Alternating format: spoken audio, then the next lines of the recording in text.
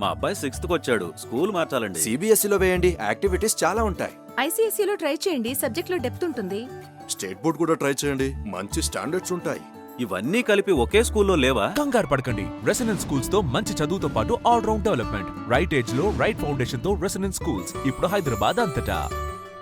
మహిళల ప్రతిష్టను దెబ్బతీసేలా వ్యవహరించడం ఏమాత్రం సరికాదని సిపి సజ్జనార్ స్పష్టం చేశారు. ఇటీవల ఓ మహిళా ఐఏఎస్ అధికారి ఒక మంత్రిపై మీడియాలో వచ్చిన కథనాలు తీవ్ర వివాదాస్పదంగా మారిన నేపథ్యంలో ఆయన ఈ వ్యాఖ్యలు చేశారు. మీడియా వేదికగా మహిళల గౌరవాన్ని కించపరిచే ప్రయత్నాలను సమాజం మొత్తం ఖండించాలని పిలుపునిచ్చారు. మహిళా అధికారులపై ఉద్దేశపూర్వకంగా దాడులు ఆందోళనకరమని, ప్రజా జీవితంలో ఉన్న మహిళలను అవమానించడం క్రూరత్వంతో సమానమని వ్యాఖ్యానించారు. మహిళా ఉద్యోగులపై వ్యక్తిగత దూషణలు ఏ పరిస్థితుల్లోనూ ఆమోదయోగ్యం కాదని తేల్చి చెప్పారు. ఒకరి వ్యక్తిత్వంపై దాడి చేయడం అంటే వారి ఎదుగుదలను అడ్డుకోవడమేనని పేర్కొన్నారు. అందరికి కూడా తెలుసు, ఒక మహిళా ఆఫీసర్స్ పైన వాళ్ళని విమర్శించడము, వాళ్ళకి అవమాన చేయడం వల్ల ఒక కేసు కూడా అరెస్ట్ కావడం జరిగింది.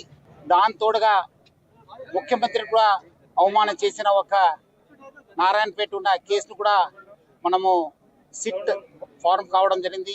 దాని భాగంగా ఇన్వెస్టిగేషన్ కూడా కొనసాగుతుంది.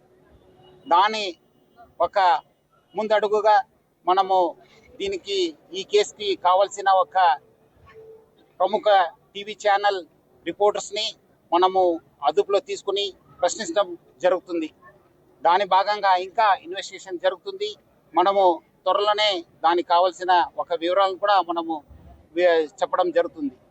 సో అందరు కూడా తెలుసు, మనకు ఈ ఒక ప్రజా జీవితంలో విమర్శలు అన్నది సహజము.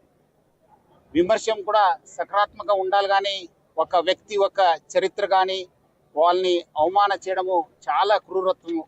అది కూడా మహిళా అధికారుల పైన మనము విమర్శ చేయడము, ఎటువంటి ఆధారం లేకుండా ప్రచారం చేయడము చాలా అంటే చాలా క్రూరత్వము. ఈరోజు మహిళలు అన్ని రంగంలో ఒక విజయం సాధించారు. ప్రజా పాలనలు కావచ్చు, మన పాలన కావచ్చు, మన పోలీస్ ఆఫీసర్స్ ఉన్నారు, మీడియా ఫ్రెండ్స్ ఉన్నారు, అట్లానే సైంటిస్ట్ ఉన్నారు, ప్రతి రంగంలో కూడా ఉన్నారు. అట్లానే ఈ ఒక రాష్ట్రానికి, ఈ దేశానికి కూడా ఒక మహిళల గౌరవించడంలో చాలా ప్రపంచంలో చాలా ముందుంది.